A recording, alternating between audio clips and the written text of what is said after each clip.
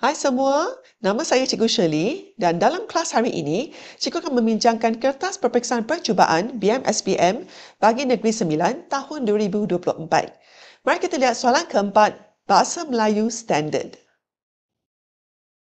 Untuk soalan ini, 6 markah diperuntukkan.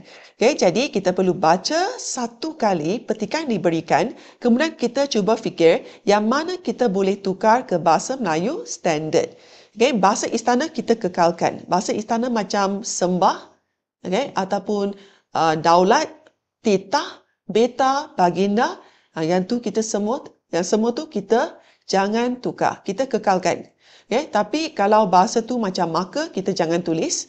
Okay, kalau ada bahasa klasik, kita tukar ke Bahasa Melayu Standard. Okay, dan ingat, kalau ada ayat cakap ajuk, jangan tukar ke ayat cakap pindah. Okey, jangan tukar kepada ayat cakap pindah, ya. Okey, jadi kita baca dulu petikan yang diberikan. Maka sembah laksamana. Jadi, maka ni jangan tulis. Okey, tak perlu tulis. Sembah laksamana, daulat tuanku, mohon ampun akunya, adapun penjuri ini. Jadi, kalau ada adapun, kita tukar kepada apa? Sebenarnya. Okey, sebenarnya. Sebenarnya. Ya. Okay, sebenarnya penjuri ini bukan penjuri negeri ini, tetapi penjuri negeri lain. Okay, maka titah baginda. Jadi maka ni kita boleh cancel. Apatah sebabnya? Jadi kita tukar kepada apakah. Okay, apakah sebabnya maka dapat dicurinya. Jadi kalau nampak perkataan maka kita cancel, ya. Dapat dicurinya oleh pencuri itu. Jadi, apakah sebabnya pencuri itu masih dapat mencuri? Jadi, pencuri itu masih dapat mencuri. Okey? Okey, maka sembah bendahara. Jadi, kita potong maka. Okey, sembah is talk. Sembah bendahara. Okey, bendahara ni macam, tugas dia macam Perdana Menteri sekarang. Okey? Advisor to the Sultan. Maksudnya penasihat kepada Sultan.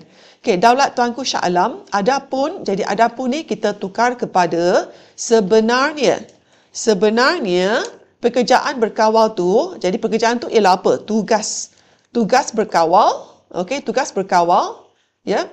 Itu tugas temenggung. Okey, tugas temenggung. Duty, ya. Temenggung duty. Tugas. Okay, jadi temenggung tu apa? Temenggung tu macam ketua polis di darat, ya. Okay, laksamana pula ketua polis di laut. Jadi, apabila temenggung tiada bercakap, maksudnya diam. Laksamana pula mengerjakannya, maksudnya melaksanakannya.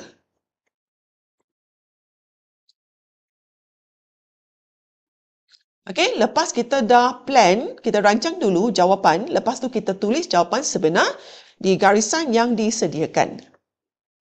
Mari kita lihat jawapan yang cikgu dah sediakan di sini. Sembah laksamana, jadi tak ada maka. Daulat tuanku, mohon ampun dan kurnia. Sebenarnya, penjuri itu bukanlah penjuri dari negeri ini, tetapi penjuri dari negeri lain. Okay, jadi kita kekalkan ayat cakap ajuk di sini, ya. Okay, baginda bertitah.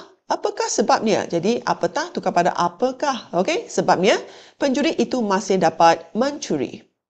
Okay, kemudian sembah bendahara. Okay, daulat tuanku Shah Alam, sebenarnya tugas berkawal tu tugas temenggung. Jadi tugas. Okay, adapun tukar pada sebenarnya. Okay, apabila temenggung diam. Okay, laksamana pula melaksanakannya. Ya. Jadi sebenarnya agak senanglah bahagian ini. Okay, jumlah markah ialah 6 markah. Jadi jangan tinggalkan kosong, ya.